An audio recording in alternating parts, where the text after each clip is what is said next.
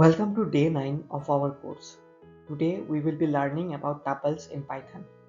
A tuple is an immutable, ordered collection of elements. Unlike lists, which are mutable, tuples are used when you want to store data that should not change after creation.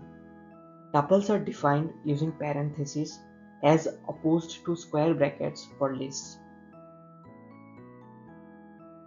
Let's start by creating tuples. A tuple can be created by placing elements inside parentheses.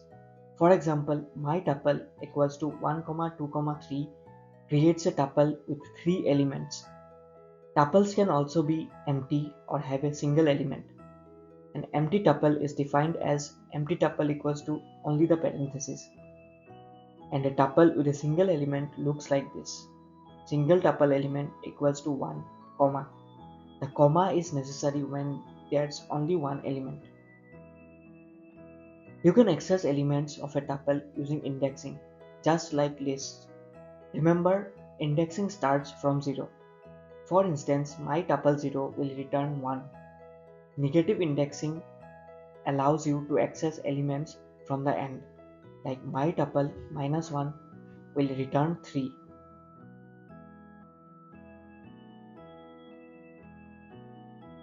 Tuples support several operations. For instance, you can concatenate two tuples using plus operator. If we have tuple 1 equals to 1, 2 and tuple 2 equals to 3, 4, concatenating them results in 1, 2, 3, 4. You can also repeat tuples using the asterisk operator. For example, 1, 3 asterisk 3 results in 1, 2, 1, 2, 1, 2, repeating the elements 3 times. One of the powerful features of tuples is tuple unpacking.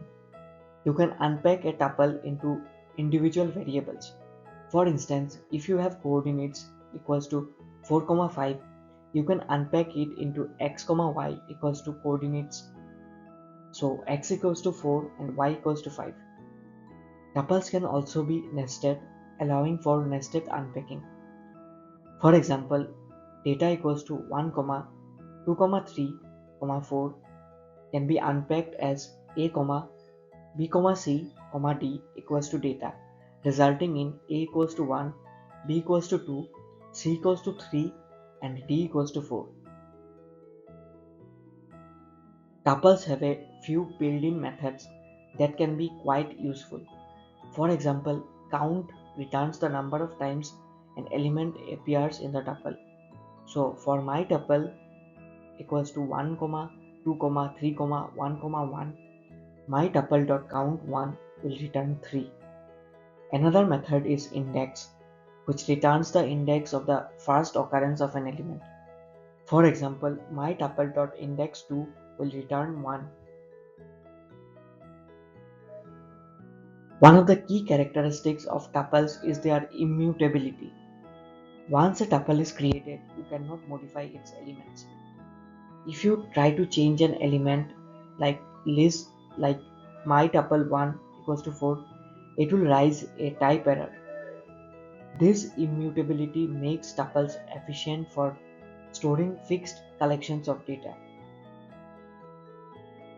Tuples are often used for returning multiple values from a function.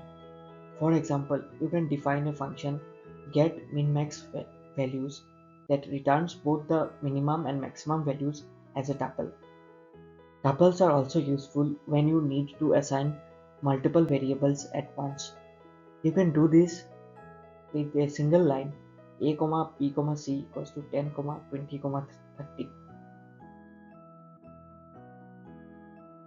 Now let's compare tuples to lists.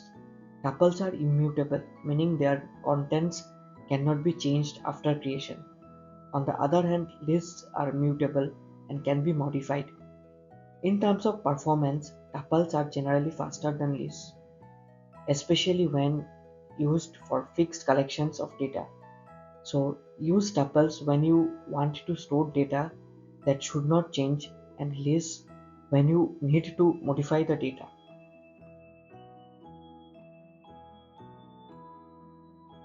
One advanced use of tuples is that they can be used as dictionary keys. Since tuples are immutable, they are hashable, which allows them to be used as keys in dictionaries, unlike lists which cannot. For example, you can have a dictionary like mydict equals to 1, 2 colon value, where key is a tuple 1, 2. To help reinforce what we have learned today, here are a few practice exercises. Tuple unpacking exercise. Create a tuple of 3 elements and unpack them into separate variables. Dictionary with tuples as keys. Create a dictionary using tuples as keys. Function return tuple. Write a function that returns the largest and smallest values in a list. Practice immutability.